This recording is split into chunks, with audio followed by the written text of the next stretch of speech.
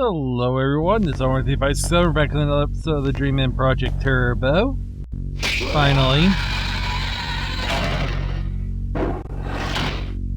Love the sound. Last time we got the historical log, and now we're gonna go and look at them. Now there will be some odd breaks coming,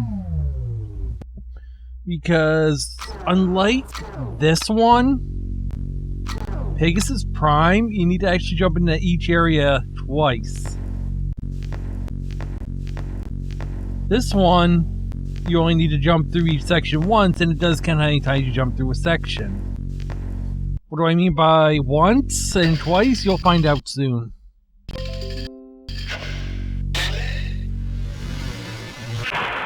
I tell Windows to shut up while recording. It doesn't shut up while recording. 1 sec.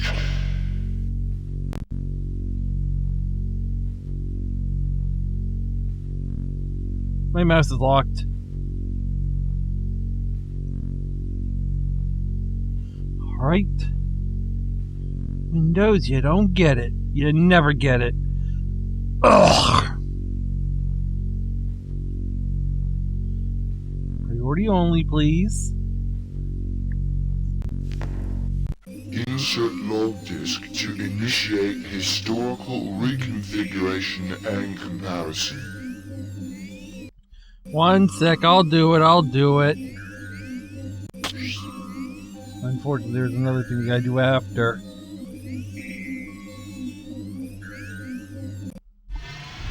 Now, where's my notes? I do believe I might have it. Now I gotta go pull them back up. Nope, I gotta go grab them. Hold on a sec. You think you'd have everything set up in front of you? No, this is one that's going completely wrong. Well, it's a good thing. Because I'm going to tell you that you can skip this if you want. You know there's a lot of stuff. Alright. Historical reconfiguration code, I have it ready. Are you ready? Sing with me. 0. Incorrect code entered. Access denied. What? 2 9 1 3 8 4. What happened was just now, well, that's going over its stuff, my number lock was off. I don't have a light that tells me if it's on or off. That's the only thing I don't have. So when I hit the 0, it said incorrect code. Oops. Alright, so we got 4 things to look at. Make it 8 things. But you notice the difference already. So yeah, this will be a very, quiet episode. So I'll start letting you enjoy these on this version, and then we'll check out the other version. This will probably be its own video.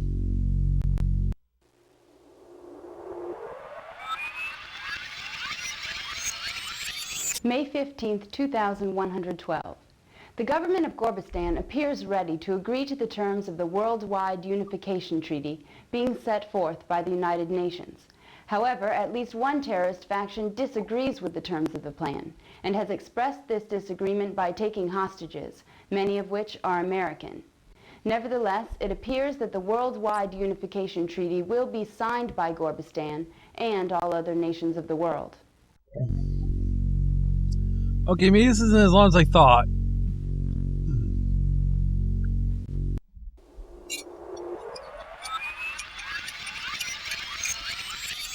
(5/15/2112), 1400 hours.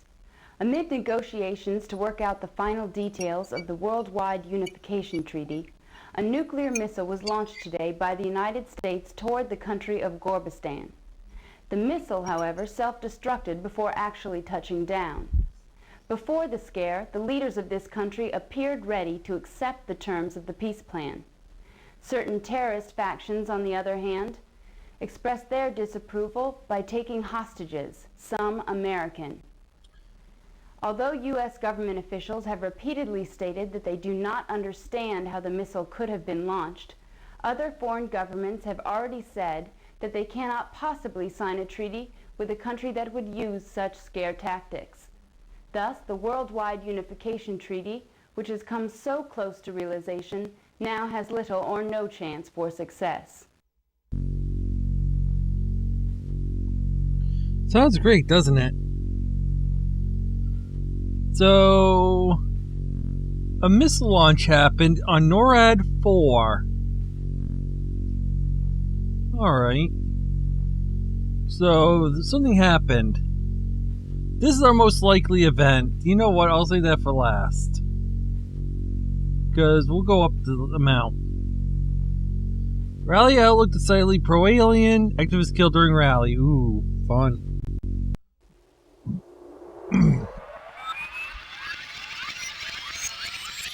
January 17th, 2310. A rally was held today at the World Science Center to discuss whether or not we are ready for interaction with alien races. One speaker, Dr. Enrique Castillo, delivered a particularly moving speech. Dr. Castillo embarrassed the naysayers by systematically shooting down their arguments and thrilled the audience with visions of medical and technological advances which could be gained by such interaction. Although there were strong keynote speeches on both sides of the argument, most of the crowd appeared to be in favor of alien contact.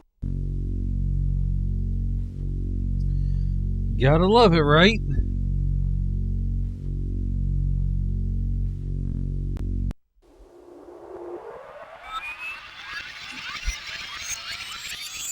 One 17-23-10, 1700 hours.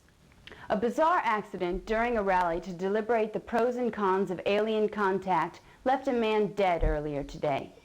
Enrique Castillo was pronounced dead on arrival at the Sydney Medical Complex after a freak accident on stage at the World Science Center. Dr. Castillo was one of the few at the rally who still believed that contact with an alien race would be beneficial to humanity. Although his views were not mainstream, Dr. Castillo's contributions to the pro-alien movement will be greatly missed.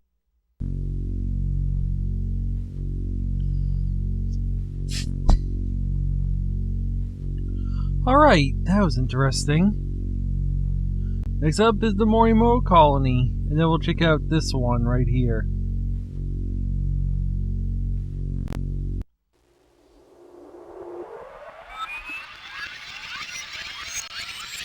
August 3rd, 2185. Early today, the pilot of a cargo shuttle approaching the Morimoto Mars colony spotted an unidentified spacecraft hovering over the colony. The sighting was verified by landing bay scanners and immediately reported to Earth. Soon after, the ship sped off toward the outer reaches of the solar system. Interesting. Ugh.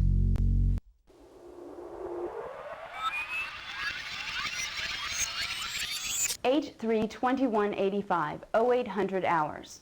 Morimoto Corporation's Mars Colony project suddenly went offline last night, just moments after a reported sighting of an alien spacecraft. While it is still unclear what has happened, debris has been spotted by long-range scanners, leading many to believe that the colony was destroyed by a malevolent alien race. Repeated efforts to contact the colony have met with no success. If the colony was destroyed, it is likely that all members of the 30-person crew appointed to oversee the construction robots have also perished. I know you guys are probably skipping through this, but I did find out something. Megan Wheeler actually voices Megan Love in this version. I didn't get to say it before because I didn't know. And Christy Pato is our voice here that we're only going to hear this last time. So yeah, 2 more videos. Let's do it.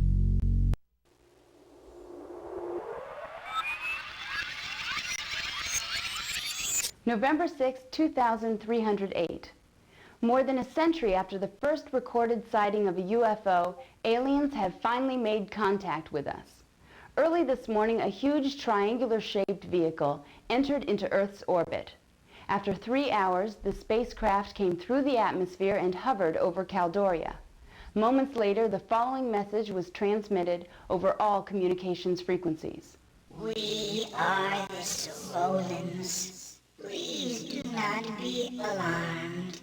We have come because we feel that you are ready. You have reached the point where you are no longer dangerous to yourselves or others. This is why we have chosen to invite you to join us in the symbiotry of peaceful beings, an alliance of sentient beings whose objective is to benefit from the sharing of knowledge and culture. We know that it will take some time to fully comprehend the nature of this encounter, so we will give you the opportunity to deliberate our proposal. On this same day, 10 years from now, us Roland Delegate will visit you to extend a formal invitation to join the symbiotry. Until then, we look forward to meeting you in person. And as suddenly as they had appeared, the Sorolans departed. Interesting. Let's see the other version. Ugh.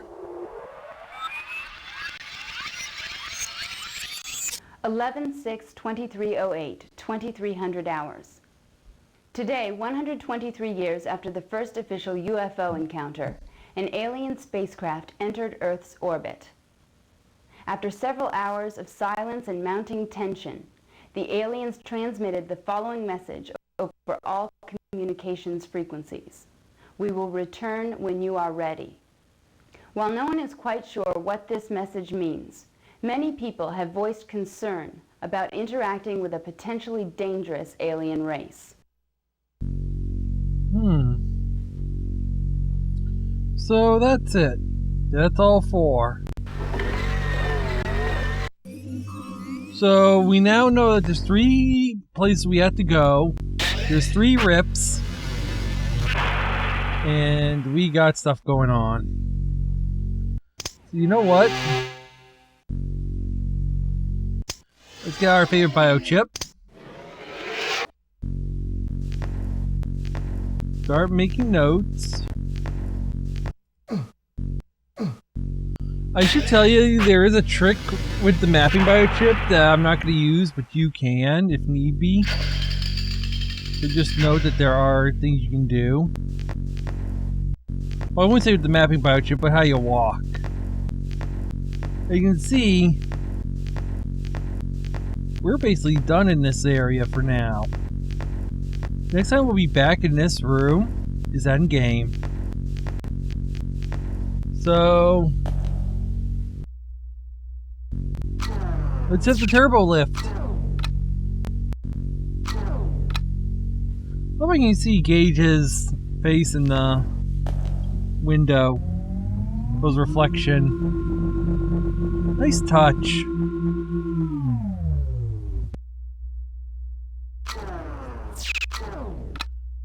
Now we're getting to the meat and potatoes of the game.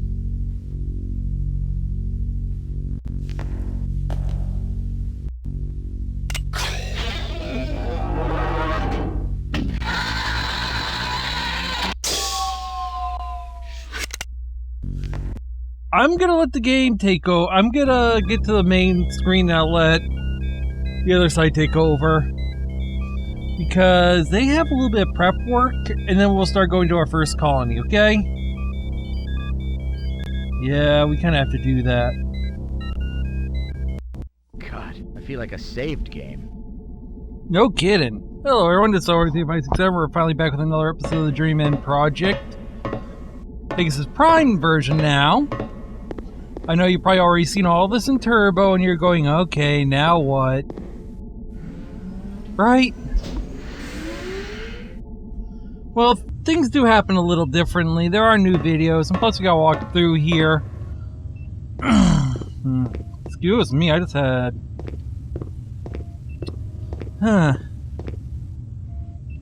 Bad day. My throat.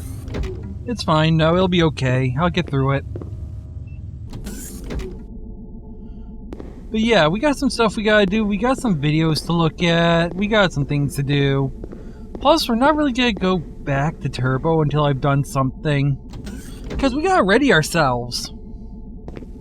Unlike Turbo, where we can go through each zone once, we have to go through each zone a second time. So the first time is going to be the setup run, where you set up what we need. The second run will be everything after.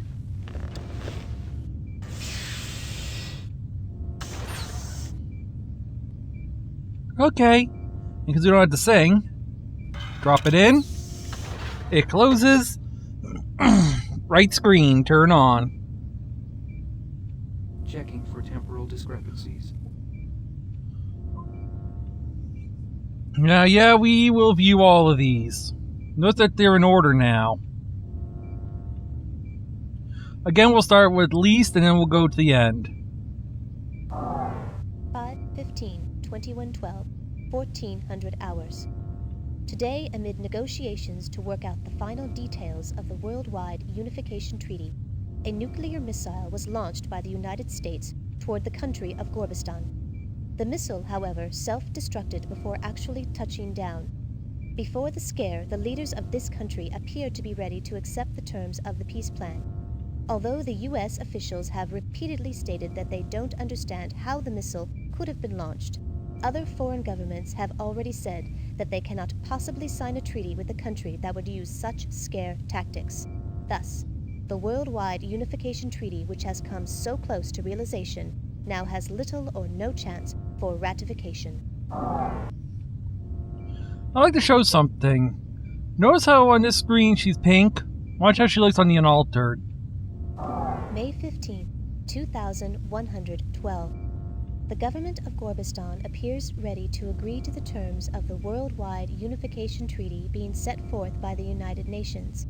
However, at least one terrorist faction disagrees with the terms of the plan and has expressed this disagreement by taking hostages. Nevertheless, it appears that the Worldwide Unification Treaty will be signed by Gorbistan and all other nations of the world. So that was in 2112. Ooh, that was a cough I needed. But yeah, we are not going to be in for good news. Also notice the unaltered and altered positions were switched, so I'll just keep going left to right like I have been. 1/17/2310, 1800 hours. Dr. Enrique Castillo, a well-known biologist and advocate for establishing alien relations, was murdered earlier today. During his speech at the Symposium on Alien Contact in New Sydney, Australia, Castillo was speaking on stage at the World Science Center when the single shot from an unknown assailant was fired. He was later pronounced dead on arrival at the Darling Harbour Medical Complex. The murderer is still at large. Dr. Castillo was the most outspoken at the debates and firmly believed that contact with alien races would be beneficial to humanity. Although his views were not mainstream, Dr. Castillo's contributions to the pro-alien movement will be greatly missed. I hope you guys know which one in the original and Turbo were different. It was the hairstyle that gave it away. January 17, 2310. The Symposium on Alien Contact began today at the World Science Center in New Sydney, Australia. The debate centered around whether humans are ready for interaction with alien races. One speaker, Dr. Enrique Castillo, had a particularly moving speech. Dr. Castillo embarrassed the naysayers by systematically shooting down their arguments and thrilled the attending scientific community with visions of medical and technological advances which could be gained by such interaction. Although there were strong keynote speeches on both sides of the argument, most of those in attendance appeared to be in favor of alien contact. Did I see... Who's that guy? That one we saw the heads of, besides Enrique Castillo, we also saw some other guy, maybe Elliot Sinclair. Interesting. So he was at 2310. Good to know. Note that this was 8 years ago, this is 10 years ago. So note that. 8/3/2185, 0800 hours. Morimoto Corporation's Mars Colony project suddenly went offline last night, just moments after the pilot of a cargo shuttle spotted an unidentified spacecraft in the area. While it is still unclear what has happened, many believe that the colony may have been destroyed by a malevolent alien race. Repeated efforts to contact the colony have met with no success, but before the comlink to the colony was terminated, the sighting of the alien spacecraft, its rapid departure, and a subsequent unexplained explosion were recorded by long-range sensors on Phobos and verified by Earth authorities.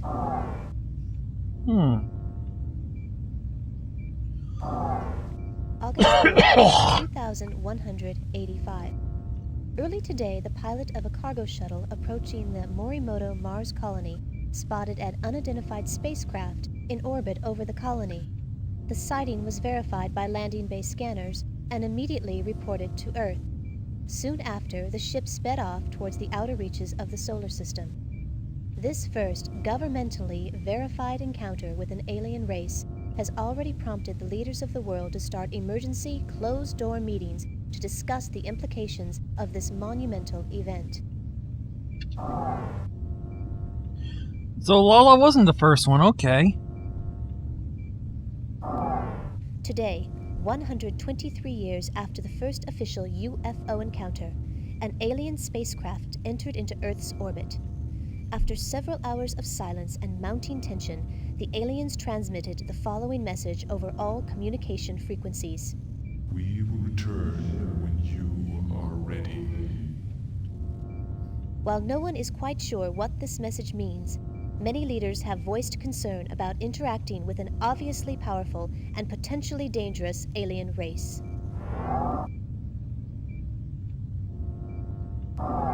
More than a century after the first confirmed sighting of a UFO, aliens have finally made contact with Earth. Early this morning, a huge triangular-shaped vehicle entered into Earth's orbit. After 3 hours, the spacecraft came through the atmosphere and hovered over Caldoria. Moments later, the following message was transmitted over all communication frequencies. We are the Cerolans. Please do not be alarmed. We have come because we feel that you are ready. You have reached a point where you are no longer dangerous to yourselves or others. This is why we've chosen to invite you to join us, the symbiotry of peaceful beings. We are an alliance of sentient beings whose objective is to benefit from the sharing of knowledge and culture. We know that it will take some time to fully comprehend the significance of this encounter, so we will give you the opportunity to deliberate our proposal. On this same day, 10 years from now, a Cerolan delegate will visit you to extend a formal invitation to join the symbiotry. Until then, we look forward to meeting you in person. And as suddenly as they had appeared, the Cerolans departed, leaving Earth to ponder the implications of their existence and their incredible proposal. Well, it's not happening right now, that's for sure. After I was alerted that you had the historical log, I began monitoring your actions. I just downloaded the information regarding the temporal distortions. I still can't believe it has really happened. I'm reviewing all of the information about this matter, but it's obvious I can't risk sending you back to change things now. My life in the only world I have ever known is at stake. And no one, no matter what the regulations say, is going to change it for better or worse. As of this moment, consider yourself a hostile enemy of the state. I'm sending robots 1 and 2 to guard the command center door until I can figure out how to dispose of you. I'm sorry, Agent 5. But once I destroy the historical log you brought back from the prehistoric site, the only memories of your world will be in your head. And that's where they're going to stay. Initiating auto-activation of Contingency Program 13, which states, any attempt to obstruct a TSA agent while on a mission is a direct violation of TSA Regulation 11. Override code implemented. Attempting to establish link with Command Central Computer Core. IO link established. Agent 5, you may now utilize the TSA Central Computer. How useful, huh? Your own, buddy. New target acquired. Rerouting robots.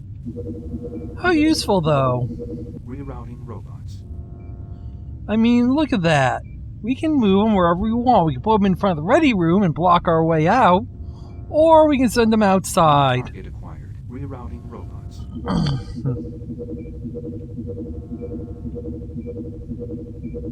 Rerouting robots. Nice work, Gage. Thank you, Order 11, and thank you, Arthur. Now, I do want to bring up the fact that, yeah, it may seem like a little confusing how Jack talked to us and seems a little more hostile. Think about it. The past changed when we jumped. We jumped over the timeway, which was brought up in the videos. So, we avoided being changed. Unfortunately, TSA became more militaristic. Now, I'm gonna warn you, don't go outside, but I am gonna look at some of these heads. Not this one. Don't take one more step forward, trust me, don't open that door. Dr. Seiji Matsumoto. Nope, not that inventor one. Of the cybernetic cortical matrix. The design of the cortical matrix was based on... It was the other side. Like children, The other constructed beings side. will evolve and grow, and from them we must also learn. Thank you for not being too long. I do kind of wish they'd leave the names under the head so we could tell. Dr. Enrique Castillo, Earth's first ambassador to the symbiometry of peaceful beings. As we have struggled on Earth to blind our eyes to the differences that have separated us in the past, so must we now, as a unified people, acknowledge and welcome the differences of races from planets other than our own. Just think, in this timeline, he's dead. But yet, his head still appears as the first ambassador, even though... How do you explain that? Really? He's dead, but he's not dead. He's here, but he's not here. Do you see how that works? Yeah, I know, it's weird, isn't it? Now, unfortunately, we will not be coming back to the TSA until the end of the game. So this is our last time going down the lift. Access authorized for Agent 5G Blackwood. Biosuit detected. Suit already in place. Please keep hands inside turbolift. Whoa, I see you have a tight-fitting suit. I thought I already knew that. Huh.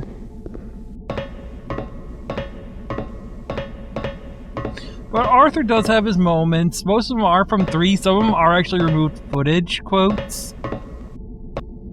So, yeah, that does happen. I did recently get from that lady number 2 and 3, so I know a lot more about the other ones. I can actually tell which ones are which now. No fun.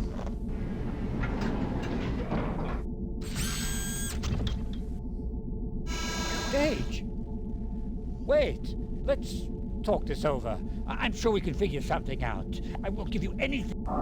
According to TSA Regulation 11, all communication and data links to the outside must be severed to prevent possible obstructions from hindering the completion of the mission. Now proceeding with the I/O isolation procedures. In short, go eat a taco. Time bending preparations complete. You may now choose your temporal destination. Next episode, we got completely one-side story as we're going only into Pegasus Prime to do one thing, and that's to prepare for the next session. That's right, we actually got to prepare Prime, so I can't actually do anything in Turbo until it's done. Otherwise, we're going to have some massive desync because of the double hops. So I hope you had fun, and I'll see you on the next one. See you then.